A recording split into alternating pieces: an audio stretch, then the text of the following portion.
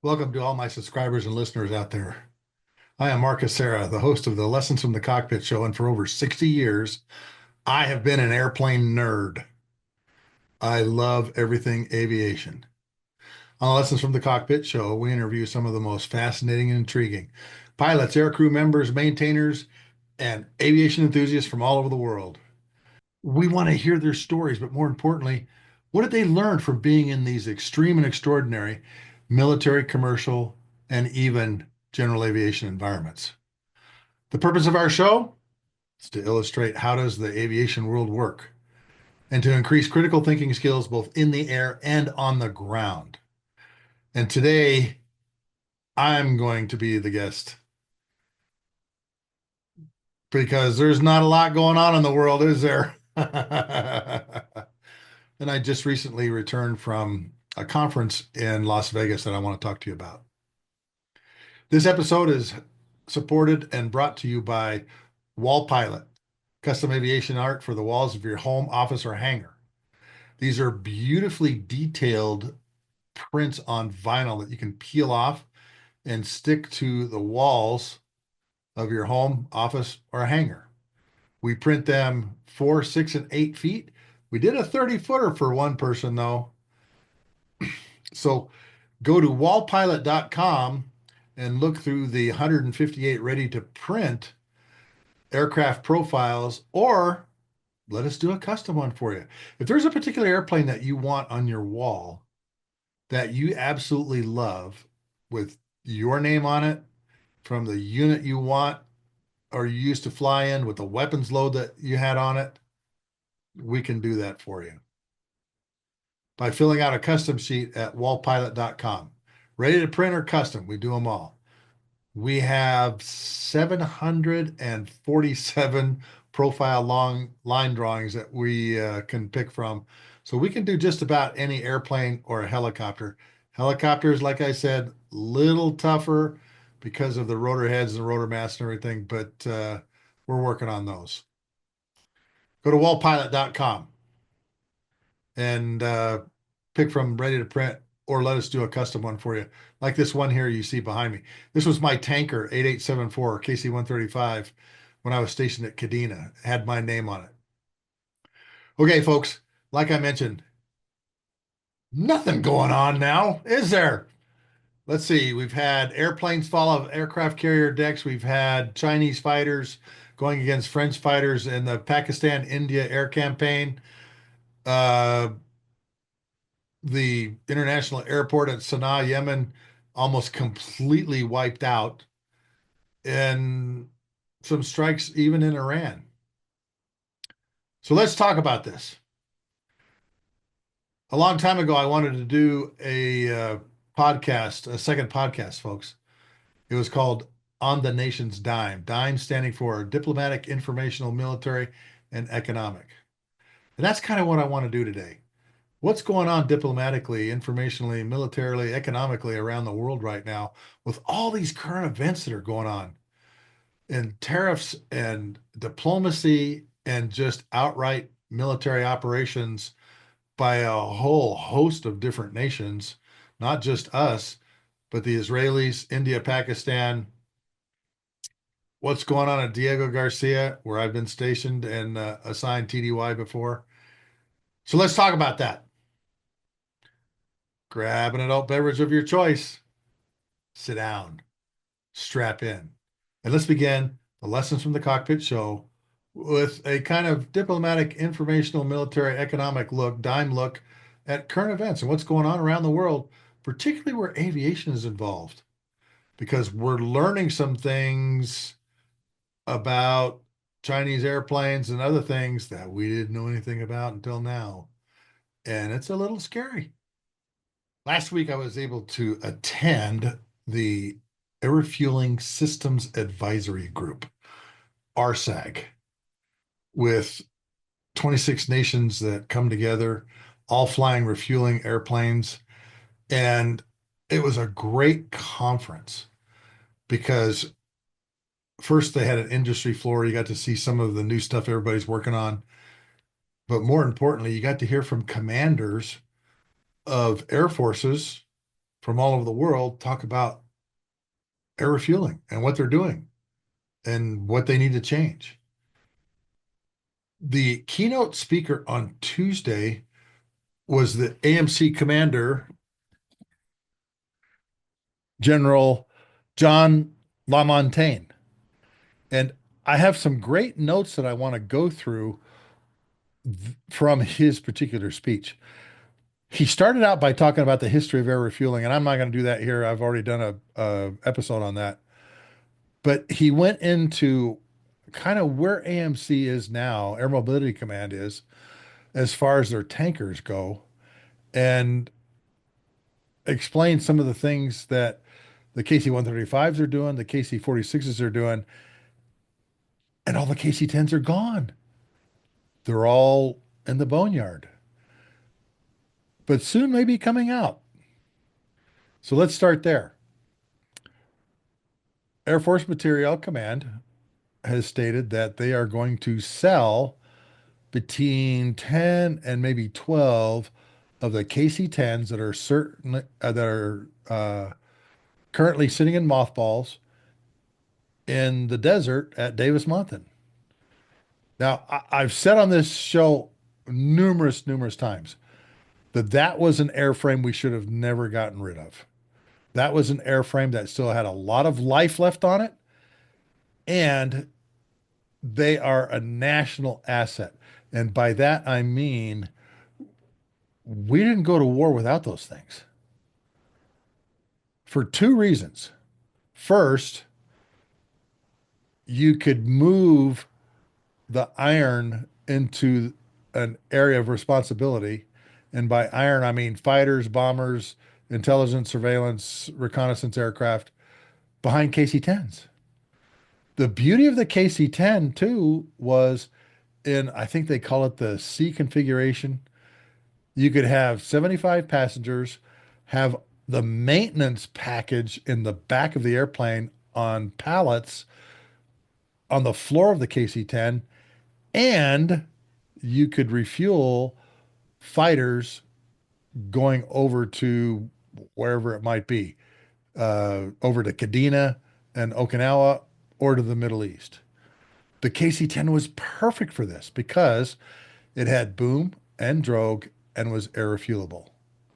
And it had a really sturdy floor for carrying a lot of cargo, which the KC-46 is not capable of doing. And here's the problem. All of those airplanes are now in the boneyard. 10 to 12 of them are going to be sold to the highest bidder. And right now, the highest bidder, as of last week when we looked, was a South American country and a group down there. They want the airplanes, but they want the engines more. And rumor is that they were going to scrap the airframes, take the engines, and use them on whatever airplanes they own that need those engines. That is an atrocity, in my opinion. Those airplanes should only be sold commercially here in the United States to either Omega, Matria, or whatever commercial company wants to buy them up, and not be sold to anybody else, because we still need those things. We still need the KC-10 to be able to move to any AOR. Because as I mentioned, you can have their maintenance personnel, all of their tools, and their airplanes out on the wings on some of these long deployment missions. Uh, Remember, I think John Boy Walton was talking about they were 15 hours in the air when they moved their F-4Gs from Seymour to Bahrain. That airplane, that's what it does. And that's why we need it. And that's why I'm so sorry to see those go. Now, I realize Air Mobility Command, Johnny LaMontagne, even Mike Minahan before him, probably had nothing to do with those things going, probably wanted to keep them, but were told, hey, you got this brand new KC-46 You don't need these things anymore. I beg to differ because of the way the KC-10 was built with the movement of airplanes in mind, movement of cargo, movement of aircraft. We should have never gotten rid of those things. And to hear that they are now up for sale is a travesty. Oh, one other thing I found out at ARSAG. The Air Force Materiel Command is going to demilitarize them, meaning they may take the booms and the drogue systems off the airplane. It may be just a DC-10 Series 30 airplane with a cargo door, which I think is a crime because we really need that airplane, particularly now. As things are heating up in the Red Sea, things are heating up in the Northern Arabian Gulf, and now a potential conflict between Pakistan and India. And of course, all the stuff that's going on in the Pacific in where China's concerned. Folks, we really need that aircraft again. Whenever we had a large movement into an area of responsibility like the Middle East, like Pacific, even like Europe, F-15E Strike Eagles, F-16s moved behind KC-10s that refueled them, had their maintenance people on board, had all of their tools and all their parts on board the airplane. That airplane was being refueled by KC-135s that were helping them air bridge to wherever they needed to go on these 15-hour deployment flights. That airplane we really need back. And I'm told that the KC-46 cannot do that passenger cargo airplane movement. I'm told that by several people. I've not confirmed that with Boeing or anybody that I know at Boeing, but I've been told that the floor isn't beefy enough to put the amount of cargo that the KC-10 was carrying. I'm going to have in the description below an article written by retired General Mike Minahan that he calls the air mobility gap. And he specifically talks not only about airlifters, but about tankers. I think he did it in two parts. The first one was on airlift. It took, I think he said 73 missions to move one Patriot battalion out of the States into Europe. 73. Why did it take so many? And then, of course, he talks about the air refueling gap too, that we just don't have the tankers to go do what we need to do. There currently is 89 KC-46s in the active duty guard and reserve fleet. There are, I think he said, 377 KC-135s still on active duty. We bought 732 in the 1950s, early 1960s. 732 KC-135s, 377 of them are still flying. The average age of the KC-135 fleet right now, he said, was 63 years. Yeah, 63 years. The average age of the KC-135, like you see on the wall here behind me, 63 years. I'm 67. Think about that. Eisenhower signed the check. And that airplane is still going strong with a reduced fleet. Folks, you got to understand the importance of air refueling in an air campaign. The lifeblood of any air movement of fighters, bombers, intelligence, surveillance, reconnaissance, or ISR assets into a region requires lots of gas, tons of gas. And now we don't have the tankers to do all that. Am I sounding alarm? Yeah, because it's alarming. We may not have the offload capacity, the number of tails that we need to do even like not just a Desert Storm type of campaign that had over 300 tankers deployed to the Middle East, but even a Iraqi freedom type of campaign too. When you have airplanes that are burning 8,000 pounds an hour at tactical speeds, 2,000 pounds a minute in afterburner, tankers are your lifeblood. And the ability to move that gas around is critical. Now, I gave a keynote speech Wednesday morning at the Air Refueling Systems Advisory Group meeting. I talked about the lessons learned from Operation Anaconda, which did not go well in the first week, and how that prepared us for the shock and awe campaign over Iraq a year later. We talk about lessons learned, things that we've actually fixed the problem. We still have numerous lessons observed, meaning we haven't fixed the problem yet. And throughout the entire ARSAG conference last week, I realized we still haven't, we still have compatibility issues. By that, I mean we have international tankers that cannot refuel certain Air Force aircraft. The B-2 is the prime example.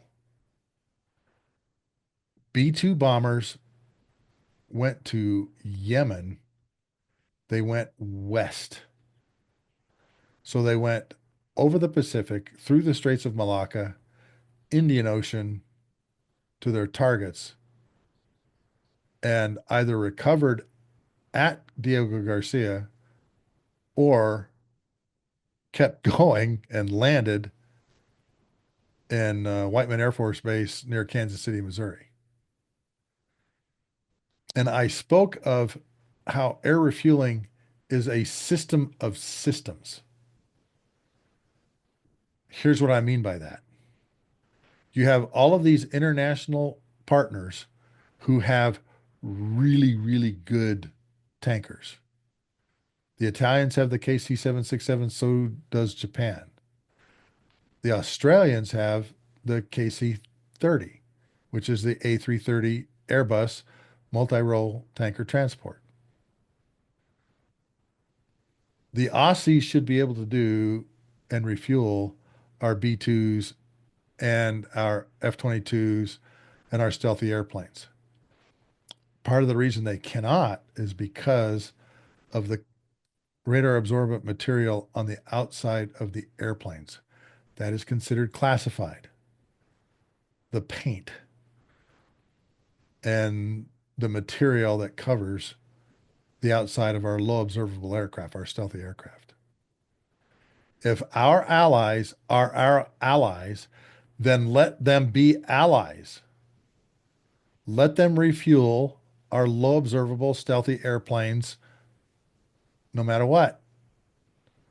Because to build this daisy chain of KC-135s all the way across the Pacific, Indian Ocean, into a target area, either Yemen or let's just say Iran,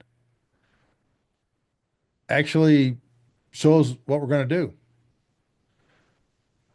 If you ever want to know what the Americans are going to do, particularly in the air, just look at where all the tankers are. Because they create this bridge in and out of an area of responsibility that is kind of a fingerprint, folks. It really is. And it's kind of, telling the world, okay, here comes the Americans. The Australians were smart though. A couple of years ago, they kept one of their KC-30s at Nellis and got all the clearances for as many airplanes as the Air Force would let them get a refueling clearance for. F-22s, B-2s were not part of that mix. Now, the Australians have F-35s, so they're cleared to do the F-35 off their KC-30 booms. But in order for us to fly some of these really long B-2 missions, let the Australians do it. It's the same boom, same nozzle. It fits right into the B-2's receptacle because it fits a lot of our other airplanes, and create a system that you can operate in where our coalition partners are treated like partners, not like,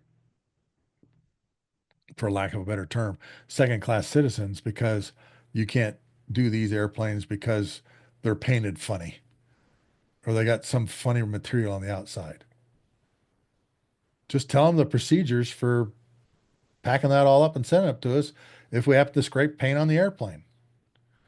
Now, the F-22 receptacle, B-2 receptacle are fairly large targets,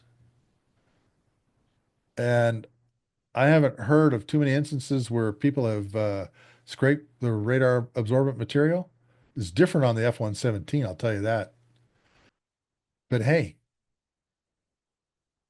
let's allow the air refueling global system to operate effectively and efficiently by getting through the government bureaucracy that is just heinous in order to get an airplane receiver cleared on a international tanker. Now, I'll tell you a funny story about this, and I told this at Air Refueling System Advisory, or ARSAG. I'm just going to call it ARSAG from now on. I talked about Operation Anaconda lessons learned. The Dutch KDC-10, I had a very, shall we say, aggressive conversation with Grinch at CENTCOM, and he was in engagements, meaning he was one of the guys that got all of our coalition partners together and operating in and over Afghanistan. And I was told by Grinch, the KDC-10, the Dutch KDC-10 is coming over. And I went to the NATO air refueling manual called ATP 56 and looked up what can it refuel. Well, it could only refuel 5 airplanes: F-15s, F-16s, MC-130s, the NATO AWACS, and one other airplane. God, what was it? I can't remember what it was off the top of my head. Anyway, only 5. And I called Grinch on the phone. I said, Grinch, you're sending him an airplane that doesn't do any good. It's big. It takes up space on the ramp. Doesn't have near the offload capacity as the KC-10. It's just taking up space. Disapproved. Resubmit in 90 days for final disapproval. And he told me, hey, these guys are players, man. You got to take them. I said, what do you mean I got to take them? They can only do a handful of airplanes, man. He says, well, I don't know if you heard this, but they're going to go home on Thursday nights. They won't be back until Sunday night. I said, what do you mean? They're gone for the weekends? What for? He says, well, they have to swap out the airplanes every week. Really? Why? What's going on? He says, well, that's what the Dutch want. What the Dutch want? I want to go home every weekend, and we had a name for their leaving every weekend. We called it the conjugal whiskey visit. And they would go home. Well, the Dutch were great, great partners and helped us out a lot. But one morning I came into work during Operation Anaconda, and my good friend Gramps Taylor, who was on the initial cadre of the KC-135 weapons school, says, hey, I got a good news story for you and a bad news story for you. And I'm like, oh, geez, what now? He says, "What do you want? Good news or bad news?" And I said, "Give me the bad news first." He said, "Okay, a U.S. Air Force airplane was refueled by an international tanker it wasn't cleared to refuel off of last night." I went, "Oh, jeez. What do you mean?"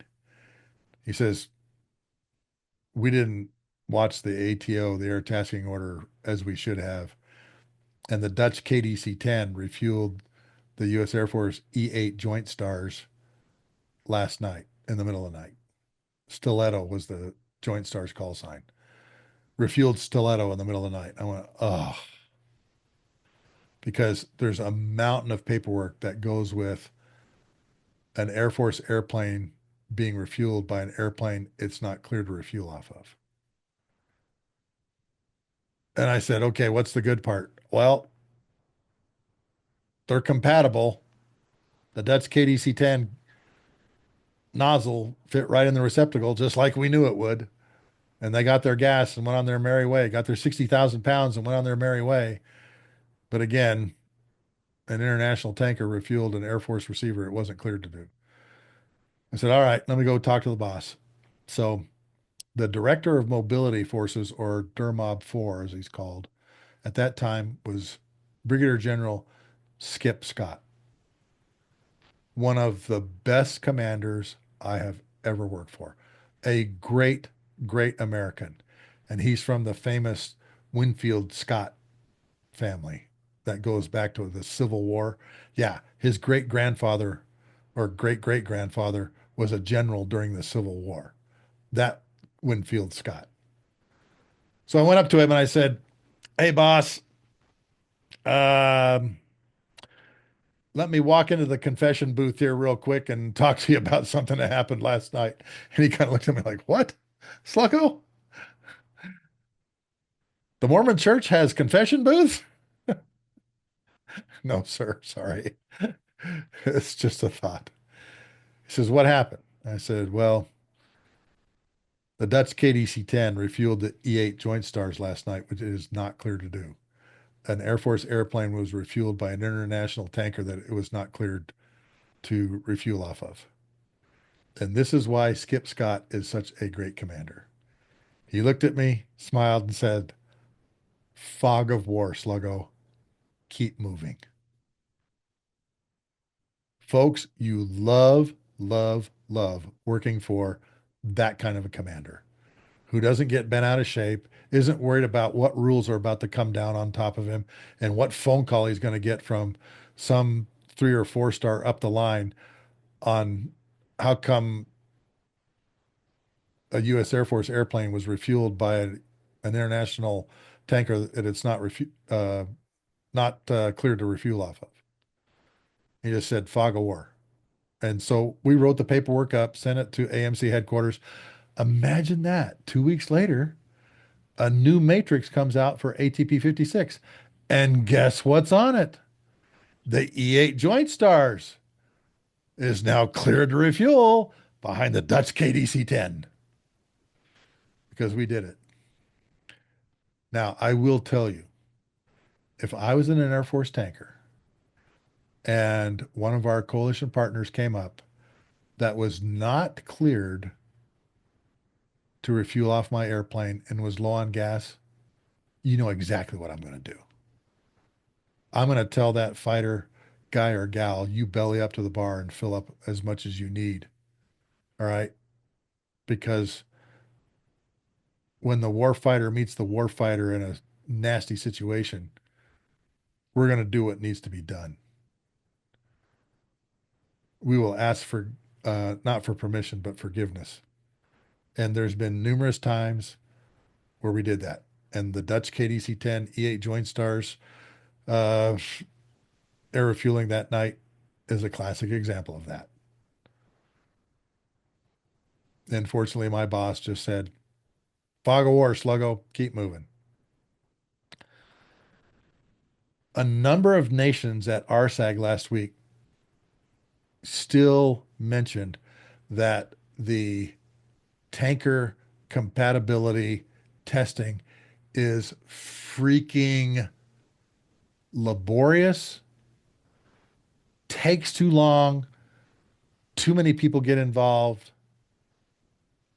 when it should be, let's go somewhere, find some airspace, do a ground test to make sure all the measurements are right, go up, fly a refueling mission, get some contacts dry and wet, and call it good.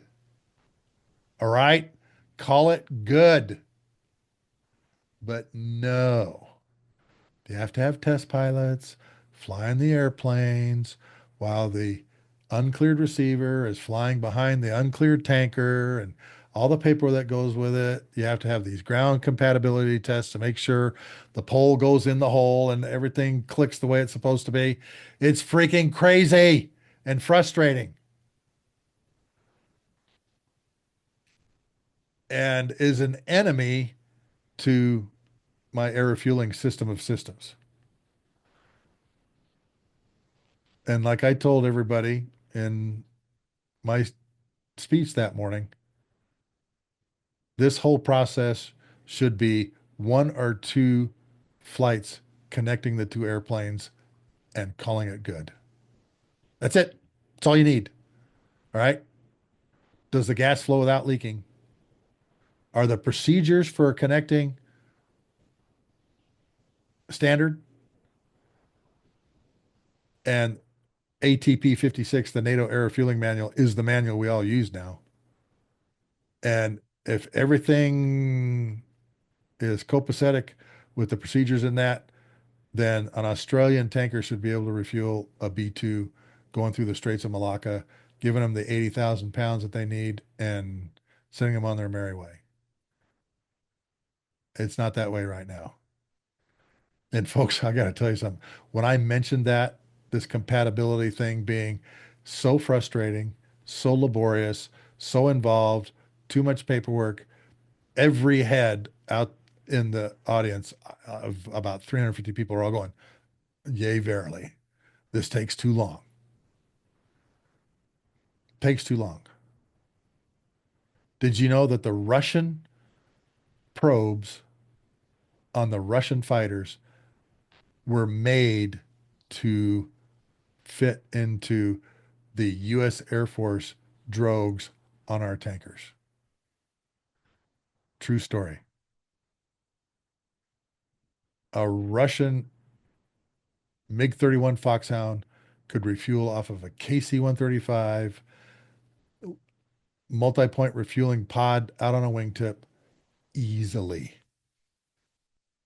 because the Russians were smart, all right? If they capture some of those airplanes, they can use them. No, the MiG-31 is not in the KC-135 clearance matrix, but you see what I'm saying. All these airplanes are compatible. They're all built to be compatible, and yet the procedure for checking the box just takes too freaking long. Too long. Excuse me. Folks, you have to excuse me.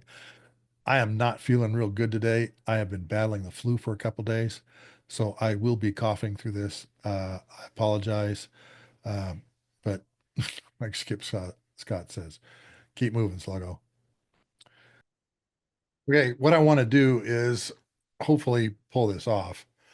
I want to share my slides with you that I had for RSAG and talk about a couple of things that I mentioned that people came up to me and went, wow, I didn't think of this. All right, so the very first line, several firsts for tanker community, fuel elevator. This was something that we did that had never been done before. And here's what happened. Bagram was running out of gas. And there are not enough fuel trucks in Afghanistan to move by land any fuel around Afghanistan. And a matter of fact, we would have had to move it through the heart of Al Qaeda and Taliban held territory. That dog don't hunt.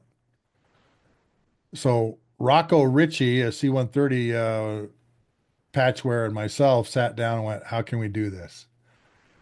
And Rocco said, you know what, Sluggo, we can airmail the fuel. I said, talk to me, Goose. He said, if we can put an air refueling area near Bagram, we'll have a C-17 go in, spread the bladders out, put like the first 60 to 80,000 pounds in them, have the C-17 take off, go up to the tanker, fill up to its max landing weight with fuel, go back down, offload that gas, and then when it's done, have it take off, go home, and then have another one arrive to do the same thing. We'll do it morning, lunchtime, and in the evening, 3 flights a day. We went to Skip Scott with that proposal. He said, outstanding, go with it. And we were able to keep Bagram filled with gas. And I found out something very fascinating when we did this was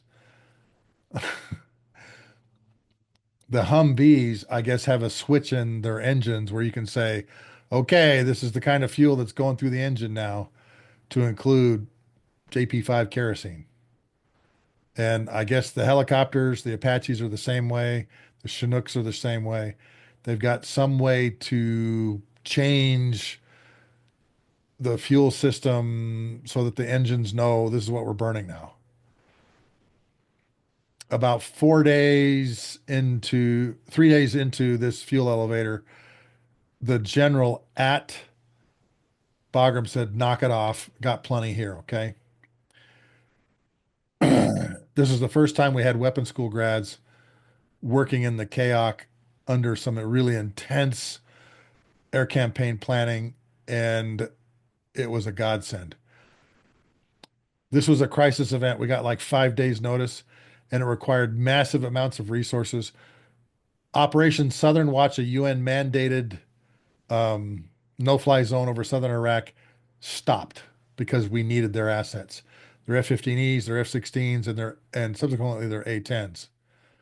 Something we never had done before is we had the air refueling areas with the strikers and the tankers basically together in the same airspace, so that if something happened, all the strike airplanes like the F-15Es, F-16s, F-14s, F-18s, they just have to look around above their head and they would find a tanker.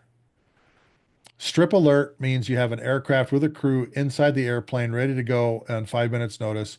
Reliability tanker means you have a tanker that is in the airspace over the operation area, just waiting to give anybody gas. Those tankers saved our lives, particularly when the Battle of Robert Ridge started.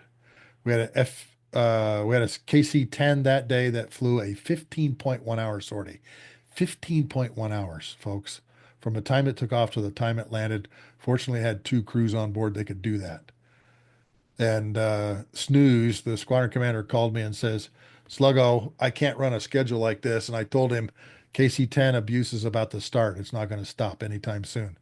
I realize that this puts a big hole, and your maintenance people are running around trying to, fill in airplanes. But today, brother, you saved our butts, because I don't know if you've heard, but there is a battle that went on top of a mountain that went for a very long time. People killed, and a Navy SEAL particularly fell off of a helicopter. Everybody went up to get him, and it went bad. And he goes, okay. No notice aircraft moves were tough. We ended up moving the A-10s got up in the middle of the night. They took off at 9 o'clock in the morning. I'd only been in bed 2 hours when one of my guys called me and said, come back in. We got to move some airplanes. And the helos, there was three special, special ops helicopters, Chinooks MH-47s that were so full of holes.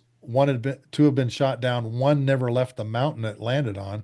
We dropped GBU-12s on it and destroyed it. And Gino Redmond, my good buddy, who is the vice commander of the TACC, put C5s on alert at Dover, and they went up and picked up a couple of more MH-47 Chinooks and took them over the Gulf. over to Afghanistan to fly. We had 41 drogue air refueling control times a day, and we didn't have enough drogues to refuel them all. The KC-10s obviously had the centerline drogue. Many of them had the pods. The KC-135s did not have the pods yet. The multi-point refueling pods, which we got just before we went into Iraq. And we were hurting on drogues. We had all the boom airplanes we needed, but not drogues. The networking that I had with Gino Redmond back at the TACC, who was my squadron commander when I was at Kadena, was invaluable. He and I talked to each other numerous times during the 2 weeks of Operation Anaconda. Numerous times. All right, next one.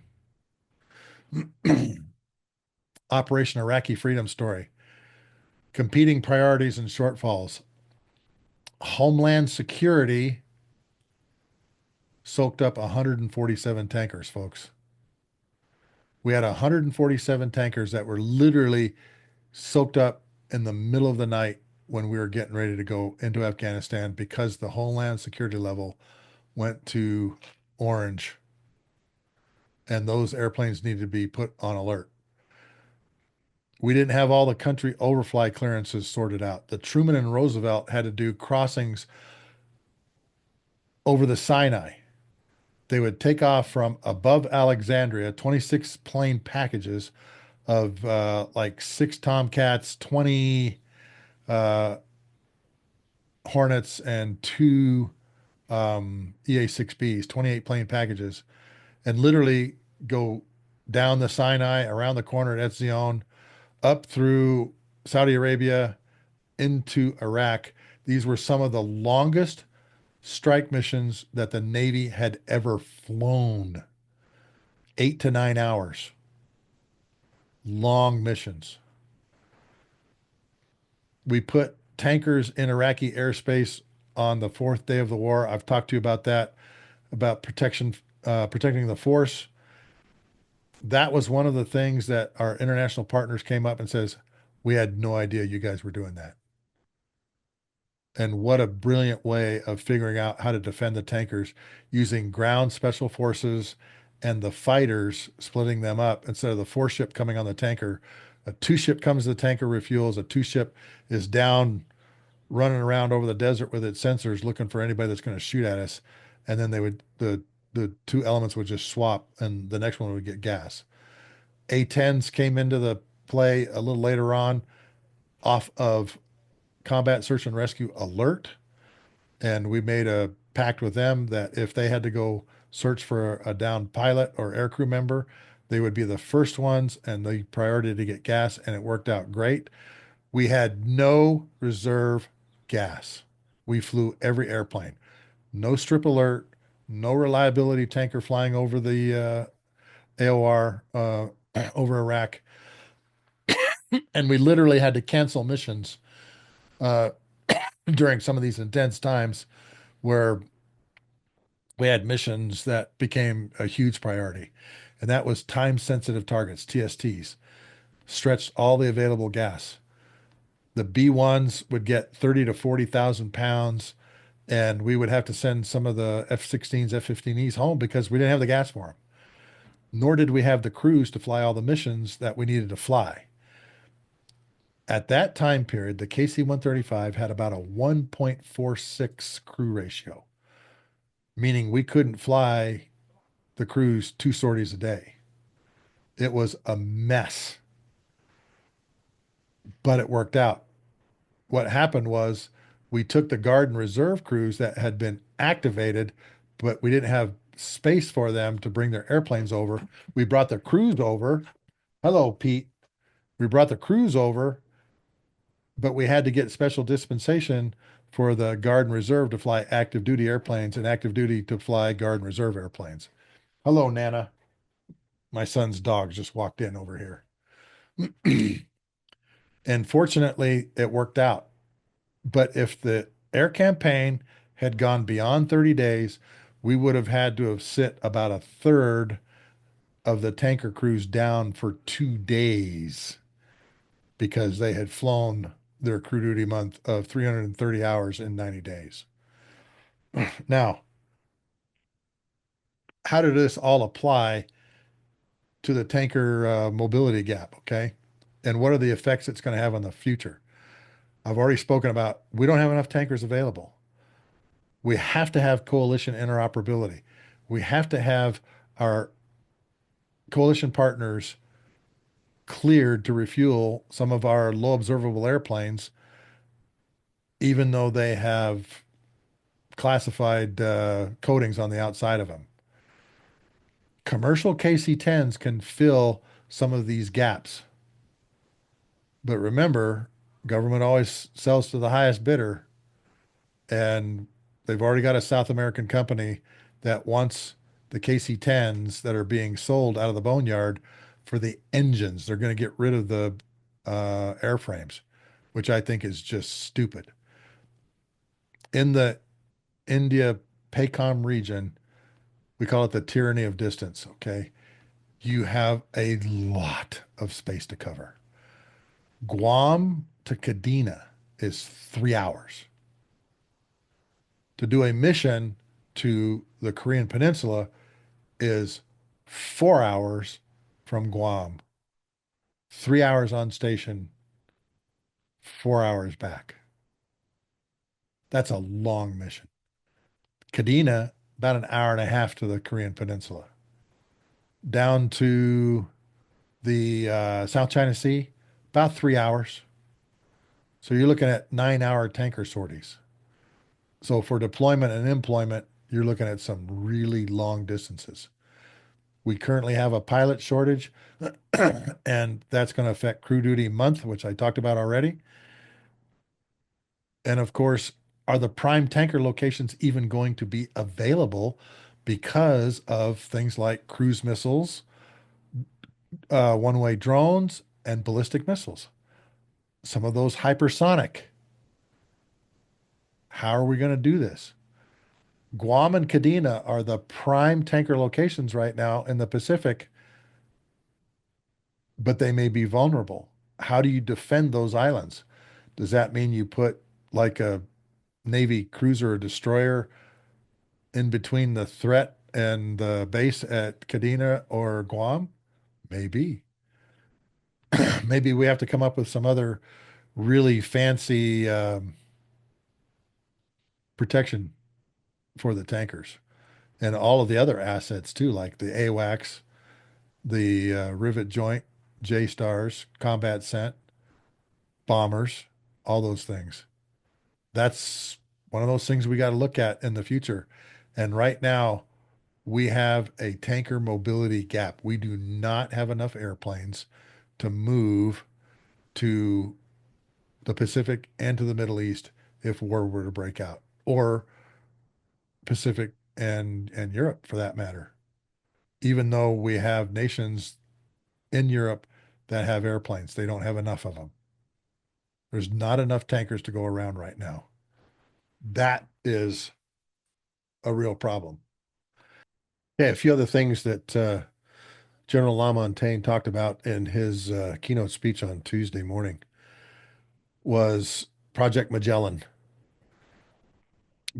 Colonel Brent Toth, who is the ops group commander at McConnell, was given a very special award for these KC-46 team that circumnavigated the globe in the KC-46 to include going through the Middle East, refueling F-15Es that were on a combat air patrol.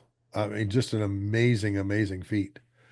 Um, One of the fascinating things that he talked about, I think, was the next generation air refueling system. They call it NGAS. He said, "Hey, it's great that we've got this next generation fighter, next generation air dominance aircraft. Boeing's going to build it, but we don't have enough tankers to refuel the thing. We should have had the next generation air refueling system yesterday."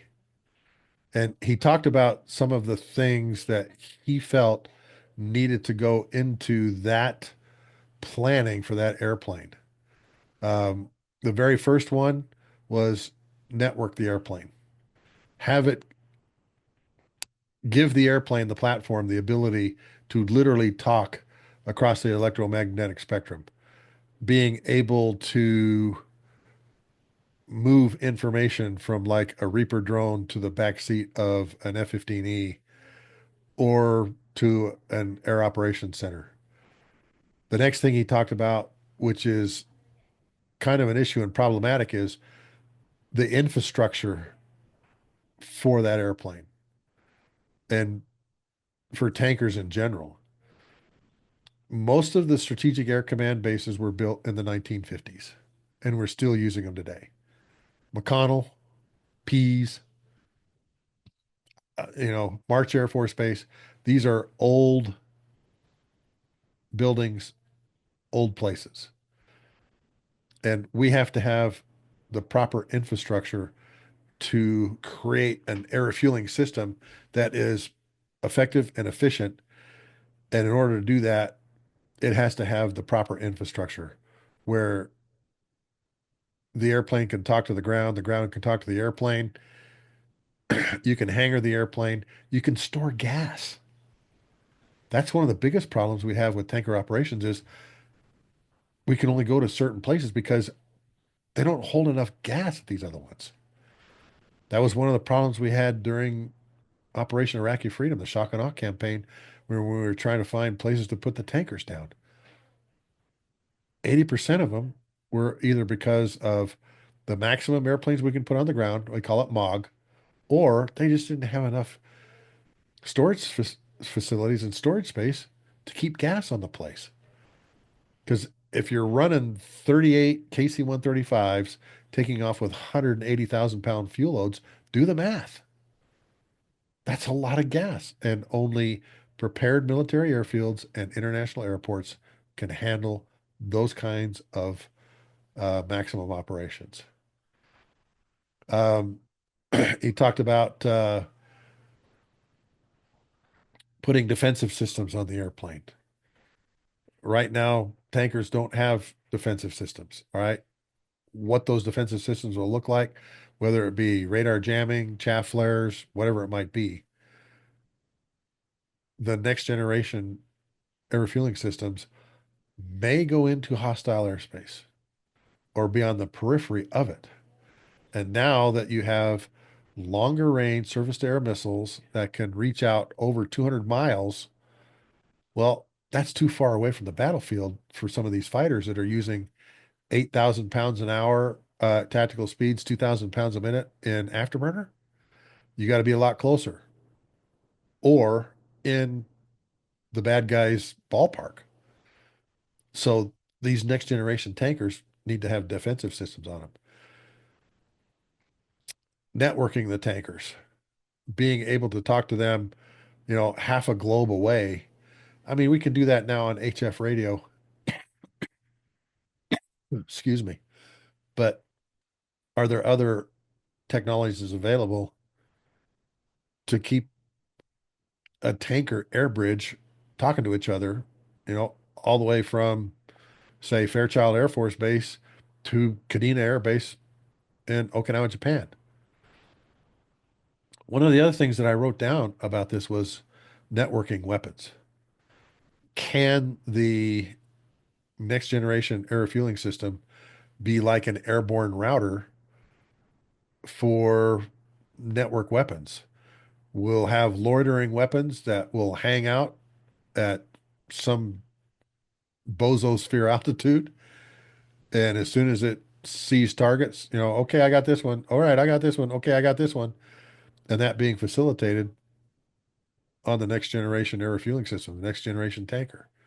Those are all things that are now in the realm of possibility that I talked about to Boeing, Airbus, and Northrop Grumman 20 years ago when I briefed them during the KCX competition and told them tankers are the first ones to show up. If we can spread them around with the ISR assets so that the tanker is boosting signal or relaying signal or stuff like that, then it makes the battlefield not only more effective and efficient, but when weapons start flying, more lethal. small diameter bomb, Block 2. It's called Stormbreaker. The Truman has been carrying them and using them in the strikes in Yemen.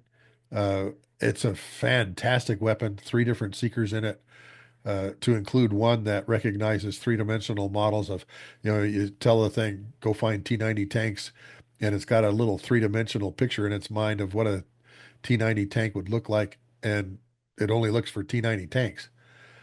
Some really interesting capabilities that are coming with the new weapons and being able to network them so that you drop multiple weapons. The B2 holds 85 500-pound bombs, and the weapons talk to each other. Okay, I got this target. Okay, I got this one. Okay, I'm locked onto this one. So that maybe you launch them and they loiter, and when they find targets, they go after them. And those weapons are talking to each other in the air. Uh, he talked about interoperability and working with other tankers from other nations, how cumbersome that process is, and how it really does kind of hurt us in a lot of cases.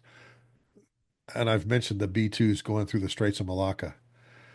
89 KC-46 is currently in the fleet. There's another 130 coming. Uh, will tankers be battle managers like the AWACS? Will we have a capability of possibly putting battle managers in the back of the NGAS airplane so that it can help direct traffic? Because tankers are always the first ones to show up in theater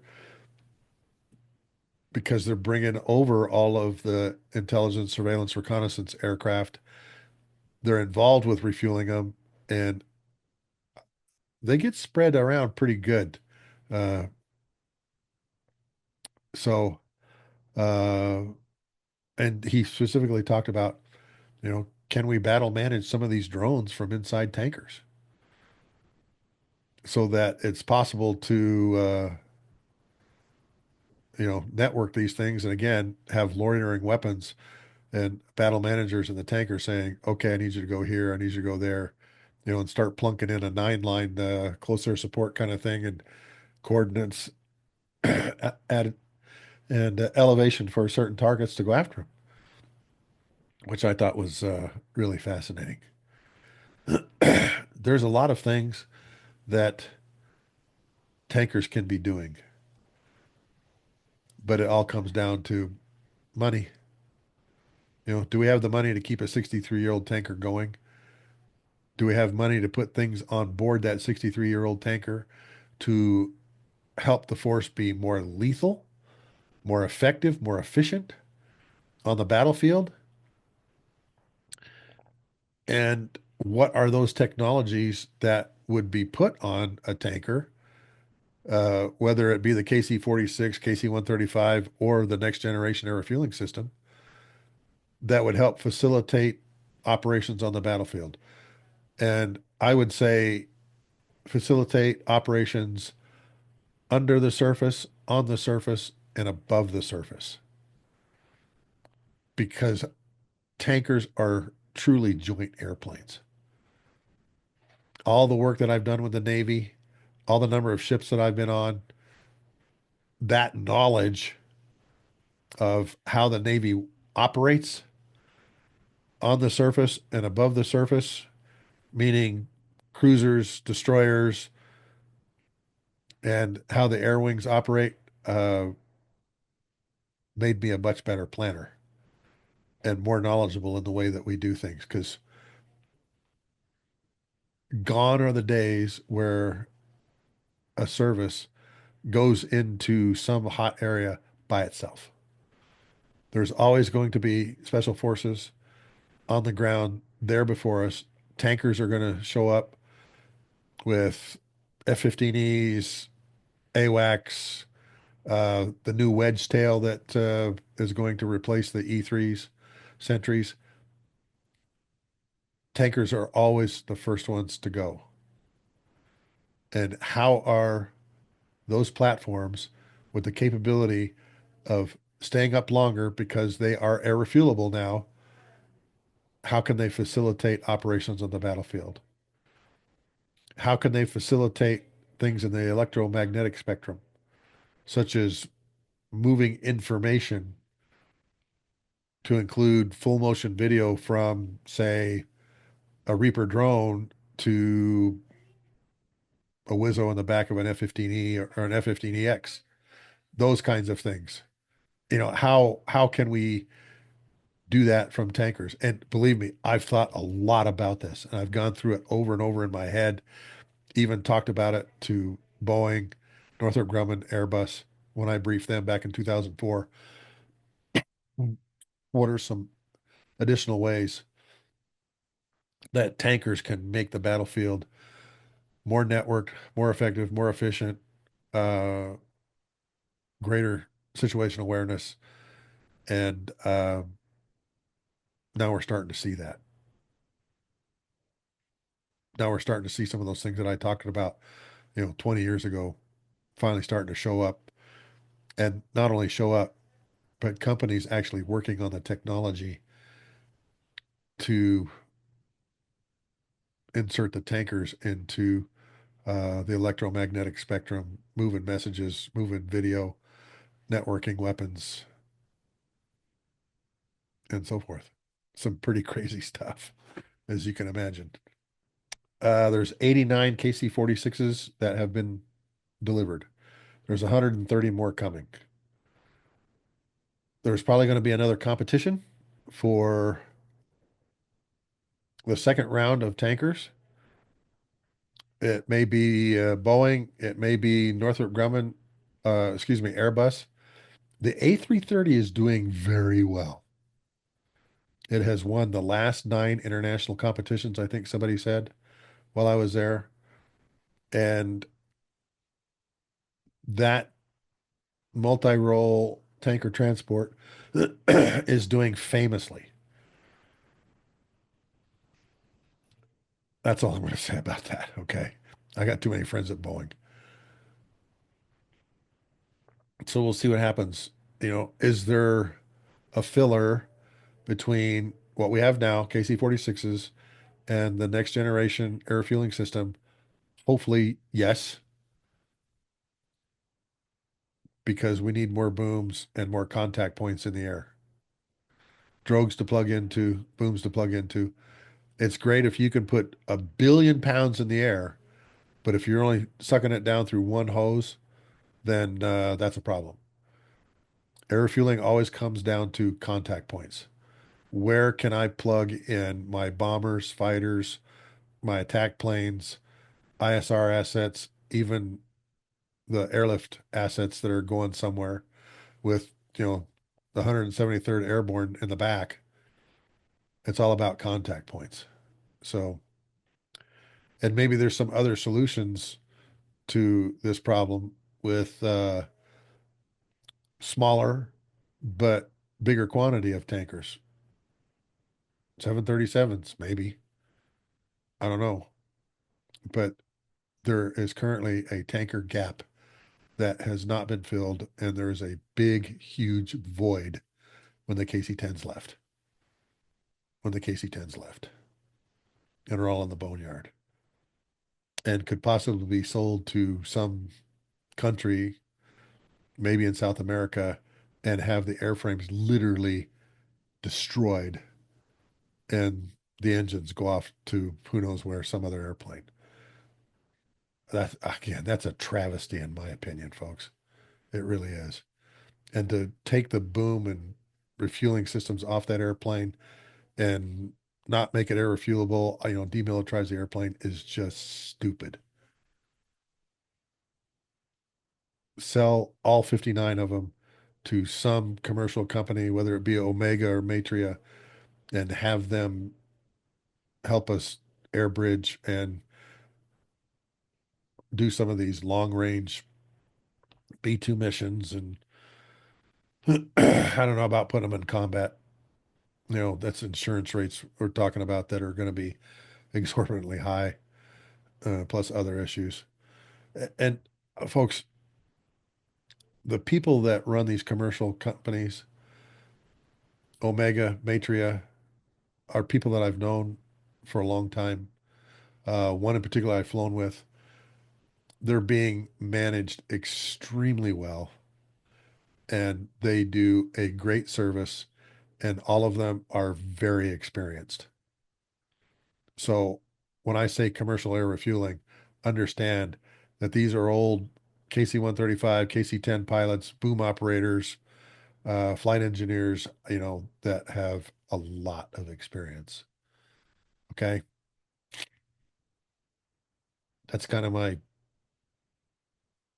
overview of what happened last week when I was in Las Vegas at RSAG 2025. Uh, just a note of gratitude to Lieutenant General retired John Sams for allowing me to come down to RSAG at Planet Hollywood, spend a couple days there, sell a lot of books, and speak Wednesday morning. Thanks again, John, for letting me do that.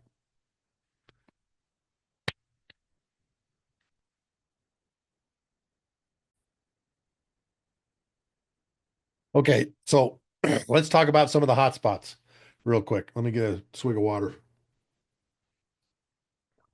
Sorry. Like I told you, folks, I'm very congested right now because I'm fighting this flu bug. Let's talk about what's going on between India and Pakistan, particularly what's happened in the last 24 to 48 hours. Pakistani J-10 fighters built by China, I guess, set up a wall against French Rafales and I think even Su-30s flankers, which the Indians fly. And there was some kind of air engagement. Now, I've read that yes, there was airplane shot down. No, there wasn't airplane shot down. But everybody is writing about how the jamming and electronic warfare that went on from Pakistan platforms against the French fighters and the flankers overwhelmed them. Their radar sensors and system radars went down, comm went down, just from this incredible amount of jamming that either came from the J-10s or from some other platform. I think about this, folks. So 5 to 6 airplanes coming into attack, and the jamming is so rough that the radar screen is just white noise and you can't hear a thing on the radio. And they turned around and went back. Now, there is a unsubstantiated reports that the J-10s fired, I think it's called the PL-15 Beyond Visual Range Radar Guided Missile, and actually took out either one of the Rafales or one of the flankers or both. That should be very concerning because that is a level of sophistication that I didn't think the Chinese airplanes had. Now we're learning that maybe they do have that. So it'll be interesting to see how this story unfolds over the next couple days. And if there are more engagements between the Indian Air Force, the Pakistani Air Force, going basically head to head with modern Chinese equipment, modern French equipment, modern Soviet equipment, and see who comes ahead on this. From what I understand, the Indians did not take with them any electronic warfare assets with them. We obviously would have had EA-18 Growlers inserted with the package. Those airplanes are carrying HARM and AMRAAM, no gun, but there's a next generation jammer that they're carrying now too, where they could have been very effective against whatever this electronic jamming stuff was. Still a lot of information floating around out there that we just don't know. But my bottom line on this is we got surprised. The Pakistanis put up some pretty intense jamming, maybe focused jamming on airplanes, on their radars and their comm systems, and caused a small strike package to turn around and retreat. Not something we thought about, not something that we've been talking about, and now we will be. Because if the J-10 with this PL-15 missile has that kind of range to be able to shoot down some of these other airplanes with fairly sophisticated electronic countermeasures, chaff flares at like, I don't know, 40 to 70 miles, then that's problematic. And we've got to be looking at that.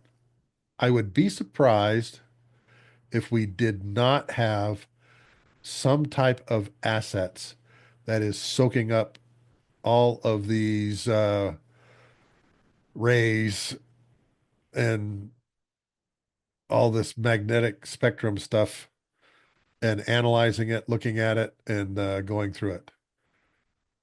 But the aviation world is pretty stunned right now that these Pakistani J-10s pretty much manhandled and embarrassed the Indian Air Force French Rafales and Su-30 flankers. Uh, I've seen pictures of one Su-30 airframe, parts of it on the ground. I've seen pictures of a Rafale that parts of it on the ground. They've also been showing the external drop tanks. You know, here's pieces of the airplane. No, not quite. They dropped their drop tank somewhere and they're laying around. You know, kind of some misinformation there. But folks, we're learning something new about these Chinese fighters that we didn't understand 24 to 48 hours ago. I will tell you that during the 2002 campaign over Afghanistan, the coalition forces had a basically retrograde plan out of Afghanistan in case an India-Pakistan war kicked off. The reason we had that plan was because our forces were overflying Western Pakistan in order to get into Afghanistan. Matter of fact, we had two air refueling areas, uh, Apollo and Mercury. They were called. I think Apollo was going in, Mercury was coming out for, all the airplanes that were going back to Al-Udeid or going back to the ship. So having this war between these two countries, not good. You know, we live in a time literally right out of the Bible, wars and rumors of wars. We've got Ukraine and Russia. We've got India and Pakistan. We've got Yemen and the Red Sea and the Houthis. And of course, there may have been some airstrikes even in Iran by the Israeli Air Force. Uh, and that would be fascinating to read about, to hear about. They're using our stealth technology, excuse me, F-35s, probably to go on some of these long range missions and drop weapons. I'm sure of it. There's a lot of people speculating about that, but I'm sure of it because I'll tell you a story, and I have this story from two Israeli pilots who said when they got their F-15s back in the what, 70s, 80s, back in the late 70s, the Israeli squadron commander looked at the McDonnell Douglas folks and says, "Okay, what do you want us to do with them?" And he's kind of like, "What do you mean? What do you want us to do with them?" And I guess the McDonnell Douglas executive didn't understand what he was trying to say. He goes, what are you asking? What are you talking about? He goes, what do you want us to do with them?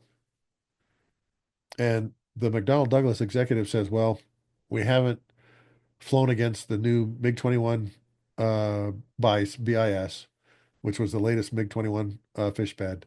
We haven't engaged floggers with them, and we certainly don't have any information on fox bats. And the squadron commander said, okay.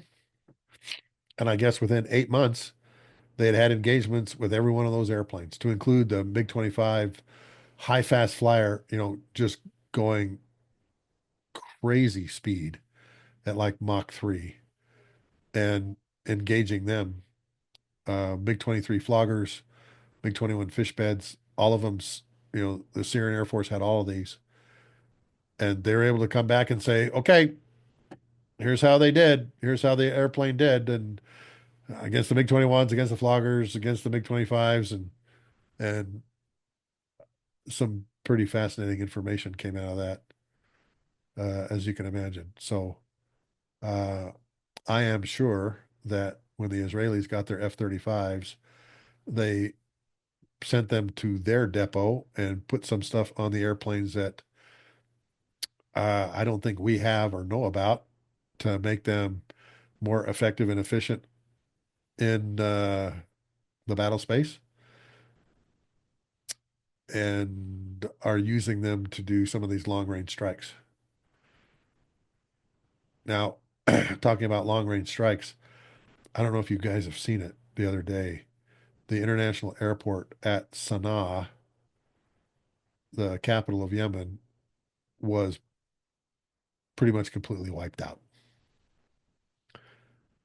They said that 20 Israeli jets, in retaliation for a ballistic missile that landed on Ben Gurion International Airport property, and could have caused some real damage if it had hit maybe, I don't know, 100 meters farther north or west. And in retaliation, the Israelis went down and wiped out Sana'a International Airport. As a matter of fact, there's great video that I'll try and cut in here that shows individual airplanes burning on the ramp, Air Force headquarters blown to pieces, people running around, trying to put the fires out. And, of course, the Israelis put out video showing, I think it was 6 Strike Eagles, and they were all carrying 5 JDAM penetrators, 2 each on the conformal fuel tank bottom rows and one on the center line. And, the Israelis basically just have to go down the Red Sea and get to a point and turn left. And they're on their way to Sana'a. And 20 of these Israeli airplanes went down there and just wiped out their international airport. I think most of you know and have seen in the news that the Houthis have, I guess you could say, capitulated to the Trump administration, saying no mas, no mas.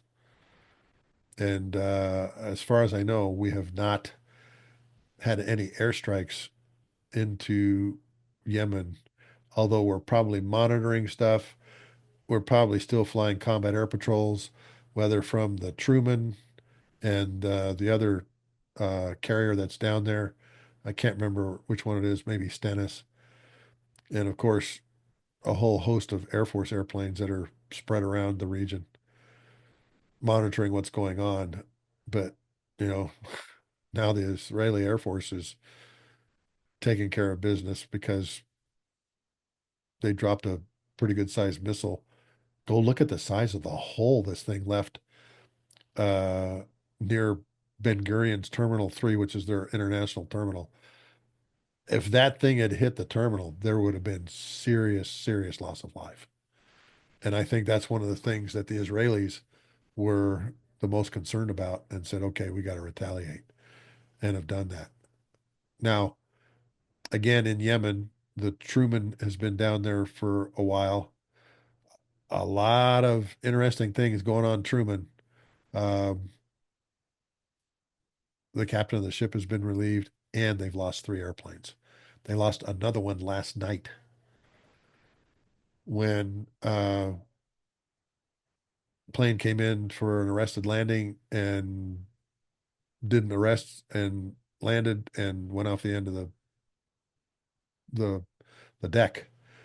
The pilot and Wizzo were able to get out of the VF-11 Red Ripper F-18 F two-seater, but there was some kind of landing accident where the cable system or the hook on the F-18 failed and the airplane went into the water. Now, normally, when you hit the deck, you go full power and it's called a bolter.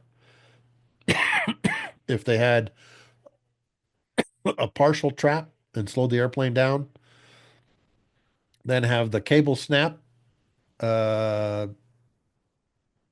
and the airplane go off the end, that's a pretty plausible story. And I've seen videos of that kind of thing where the airplanes basically come to a short halt, but then had a cable snap and the airplane went off the end of the deck.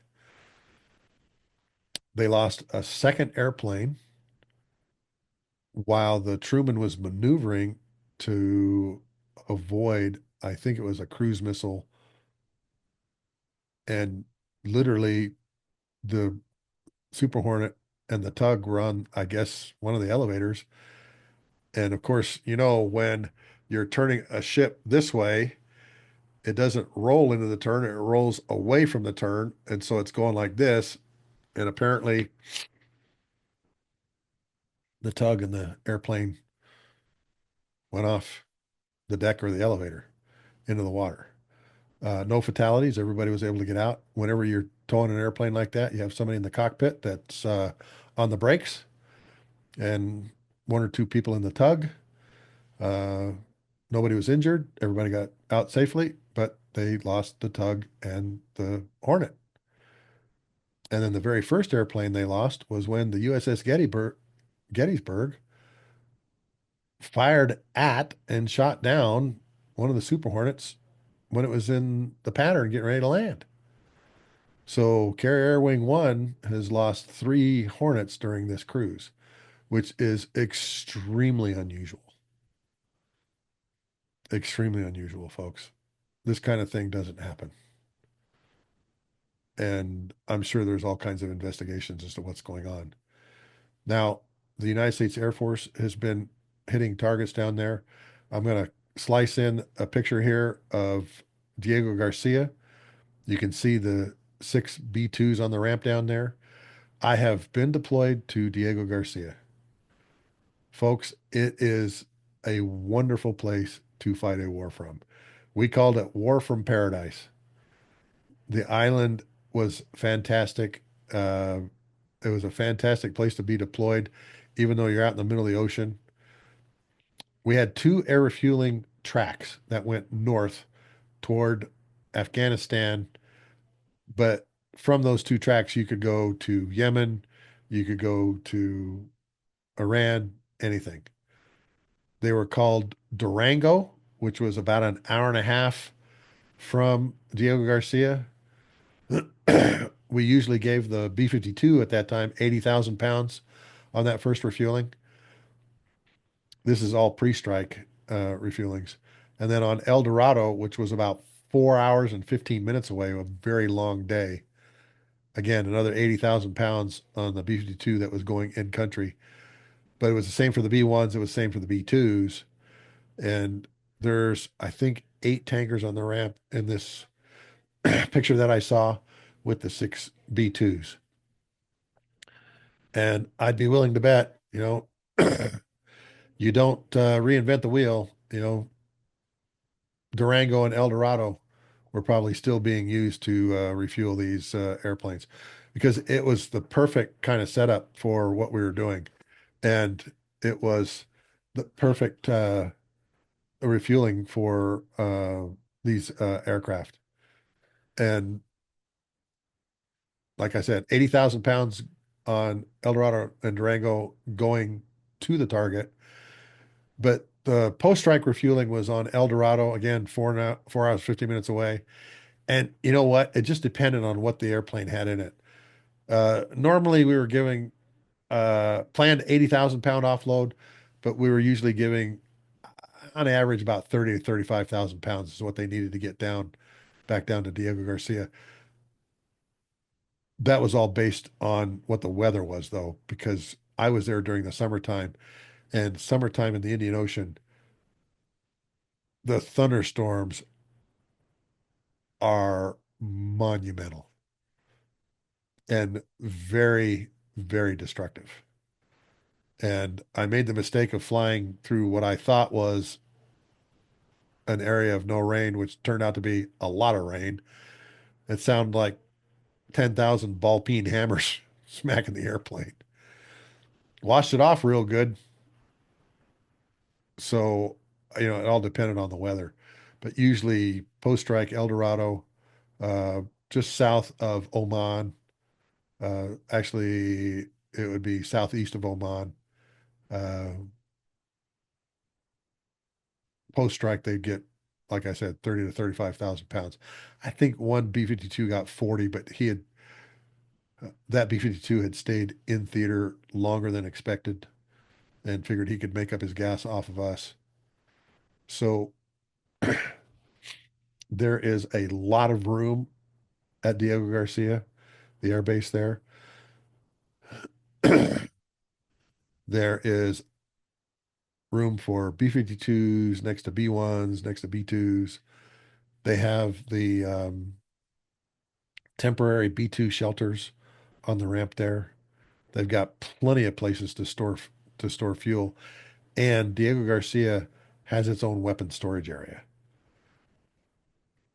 And in the lagoon, we had several ships that were carrying like 50 to 60,000 500-pound, 1,000-pound, and 2,000-pound bomb bodies that they would offload there and store in the weapon storage area at Diego Garcia. And of course, the ammo folks, would build the bombs out there. They'd truck them to the flight line and load them up on the B-52s, the B-2s, the B-1s, um, for whatever mission. So Diego Garcia is a very important place when it comes to uh, military because it is one of the few places B-2s can operate from. And we keep on the island all of the ground equipment to support the B-2s at Diego Garcia so that we can move in there anytime we need to. Very important place. And if something happens with Iran, you can bet that's Diego Garcia is going to have a lot more traffic on it. A lot more. We'll see. We'll see.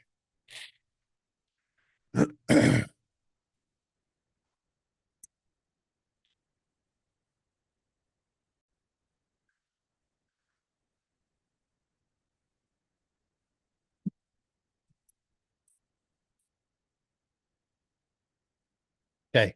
Last thing I want to talk about was I had a really good conversation with an Air Commodore of the Royal Australian Air Force, who is like their commander of their mobility forces down there, Air Commodore Clarke. Came up to me, bought two of the books, and we had a really great conversation about what's going on in his neighborhood in the South China Sea. And of course, they have the 737 Wedge Tail now in their Air Force fleet. They have P-8 Poseidon maritime patrol airplanes in their Navy fleet. They have KC-30 tankers, as I've mentioned before, in their fleet. And I'm told they're staying very busy. They have Super Hornets to include the Growlers as well as the strike airplanes, C-17s. They're really a great strategic partner. And if anything happens in the South China Sea, you can pretty much bet we're going to have forces at Tyndall, Darwin, maybe Townsville, and our Australian coalition partners are fantastic. I have worked with them before.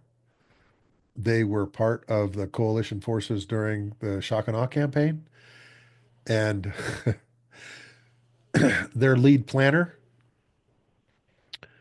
was a very interesting gentleman, very tall, about 6'5", and absolutely brilliant. How brilliant, do you ask? He had a PhD in quantum physics. I didn't even know what quantum physics was. I had to ask him. He goes, "Yeah, I'm actually Doctor so and so, not just squadron leader so and so. I'm actually Doctor Squadron Leader or Squadron Leader Doctor," and was one of the finest planners I've worked for. And again, absolutely brilliant. The Aussies have been our partners in numerous things that have happened down in that area. They did a fantastic job when East Timor had a lot of challenges. Their humanitarian operations to the people of East Timor and the surrounding area is a story that everyone should read about because they really, raised their hand and said, "Yay, verily, I'm here," and did a great job of helping humanitarian operations in East Timor.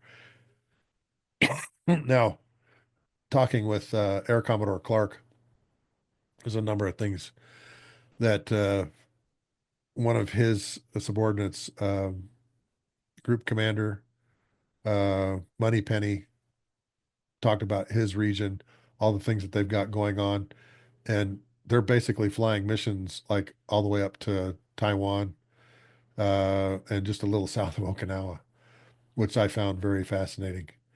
Uh, they have a lot of ocean to cover. They've got wonderful Navy ships that they work with, and their Air Force is doing great things down there. Um, Hopefully, I had kind of a verbal invitation to possibly going to exercise called Pitch Black. It's in late July, early August. We'll see how that pans out later. But our Australian partners are loving their KC-30 tankers and are doing great things with them, not only refueling Australian airplanes, but also refueling our partners down there. And you have to understand, Pitch Black is a multinational exercise that is held at Darwin and Tyndall. There's a wonderful range up there in the Northern Territories that basically has no airspeed restrictions and is a live drop range that you can go zooming and booming on. And I guess that's where they have a good portion of this exercise. So um, it was great to see what the Royal Australian Air Force is doing with their Airbus 330 tankers and the things that they have done to make their tankers more effective and more efficient when it comes to refueling Air Force and U.S. Navy airplanes in the Gulf. They went and got all the clearances when they had an airplane here in the States for red flag, kept it here a little while longer, and did all of the compatibility work that you needed to get it cleared to refuel a lot of our airplanes, B-1s, F-15Es, F-16s, our drogue airplanes, like our Navy airplanes, the Growler, and the Super Hornet, which they now have in their Air Force. So a really good conversation on an area that could go bad quickly with the Chinese now kind of under the thumb, folks, diplomatically and particularly economically with the tariff war going on. And the Chinese were not having a good time of it before the tariffs were put on them. Their economy was having, shall we say, issues. which have compounded now because of the Trump administration's tariffs. So it'll be interesting to see what goes on down there. Like the Chinese say, may you live in interesting times. Folks, we are living in very interesting times. I want to challenge all of you to stay plugged into the news right now and stay plugged into the things that are happening around the world, because we are connected to current events in all these places, in the South China Sea, in Pakistan, India, in Yemen, in Iran, Iraq, in Europe, Ukraine, and Russia. The world is a very dangerous place right now. And being a member of the LDS Church, I mentioned this before about wars and rumors of wars prophesied by the Savior and other prophets. And folks, we're seeing that now. Wars and rumors of wars everywhere. I happen to be involved in previous wars and rumors of wars, and I came away with extremely valuable experience that I put in my book that you see, over here behind me. And again, there's a lot going on right now. Uh, Pray for our service members and our State Department people, diplomatic people, our military people, our economic people that are truly fighting a war on four fronts: diplomatic, informational, military, and economic. The dime. I hope you've enjoyed this discussion and me kind of downloading from the last week and a half of being in conferences, being in seminar rooms, and listening to leaders from other countries talking about what's going on in their neighborhoods. I want to do this more often. So Thursday night at 8 o'clock Mountain Time, I'll be live again here on YouTube. Hopefully not coughing up a lung like I am now. The chat will be open. I would love to answer your questions or comments that you have. And I just want to thank all of you once again for tuning in, downloading this, the 107th episode of the Lessons from the Cockpit Show, where we talked about the dime, diplomatic, informational, military, and economic stuff going on around the world that affect our lives. And I hope you enjoyed this discussion. I hope you learned something from it too. Oh, that's the last thing I forgot to tell you. Air Commodore Clarke says, Sluggo, during your briefing about Anaconda, you answered an issue that I had been thinking about: air mailing gas, and how do we defend tankers in a not so benign environment. And we had another discussion about how we did that, because he talked about how filling up C-17s and going into some of the airfields around Australia, keeping them full of gas. He says, you just helped me answer and solve a problem that we'd been looking at, air mailing it. Why air mailing it? Well, the Chinese have some pretty capable submarines that have supposedly hypersonic uh, projectiles on them, which makes things kind of dangerous. And of course, air mailing the gas is one way to do it. So that was a fun conversation. Anyway, thanks, folks, for being with me. I hope you enjoyed the 107th episode of the Lessons from the Cockpit Show as we discuss current events. I really enjoy doing these types of episodes, folks, where I just kind of talk about what's going on in the aviation world and what am I hearing.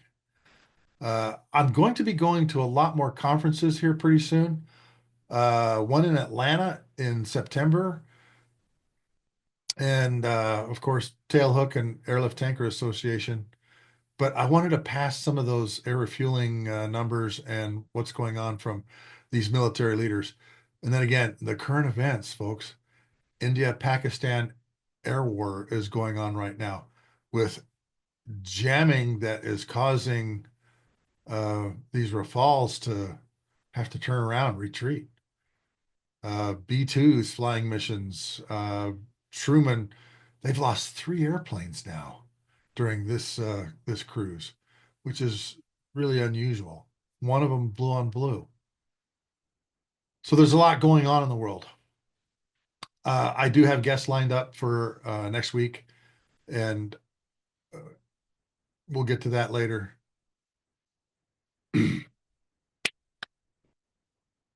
I do have some cool guests lined up coming at you here pretty soon, particularly next week and the week after.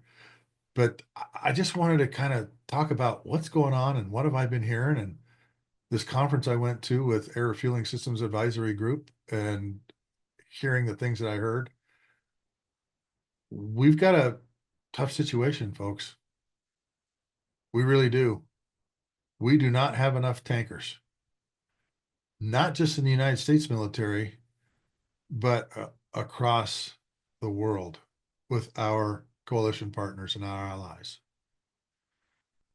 And that scares me more than anything else. We can't get to the fight. And once we get to the fight, we can't sustain the fight.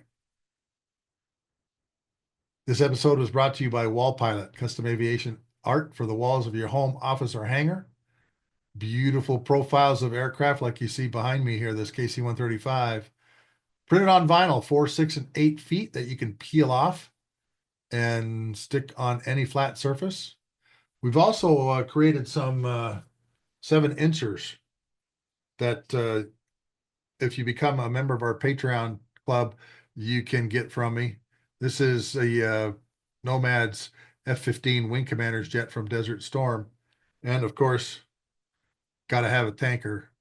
This is the Pease Air Force Base 157th Air Refueling Wings airplane called Peggy. We have 10 more.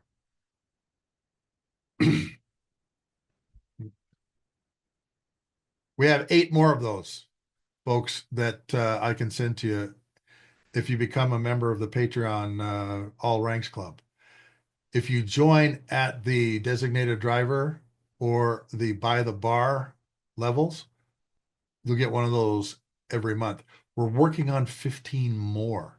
These have become really popular. Last week, I had a lot of people requesting these things and wanting these things, these 7-inchers that go on water bottles, computers, all kinds of things like you see on my computer here. So please go by my Patreon channel and become a member. All right. One-on-one with me, Q&A sessions. Have done a couple of Thursday night bar nights now, which have gone really well, which has been a lot of fun. A lot of great questions. A lot of really good questions. Also, if you just want to contribute to the show, I have my Venmo link down below, and just contribute that way if you'd like. It all keeps the show going. My profile graphics, Patreon, and of course Venmo. And thank you to all of you who have recently become members of my Patreon group, the All Ranks Club. I really do appreciate it. Folks, it's only going to get more interesting. As I mentioned, right out of the Bible, wars and rumors of wars. And that's what we're hearing right now. Thanks again for tuning in and downloading this episode and listening. This is also on Spotify and Libsyn, Apple, and so forth. Don't have the video to it, obviously, there, but I'm really enjoying doing these dimes, diplomatic, informational, military, and economic current events things. So I may be doing a few more of these down the road. Thanks again, folks. Have a great week and weekend. Happy Mother's Day.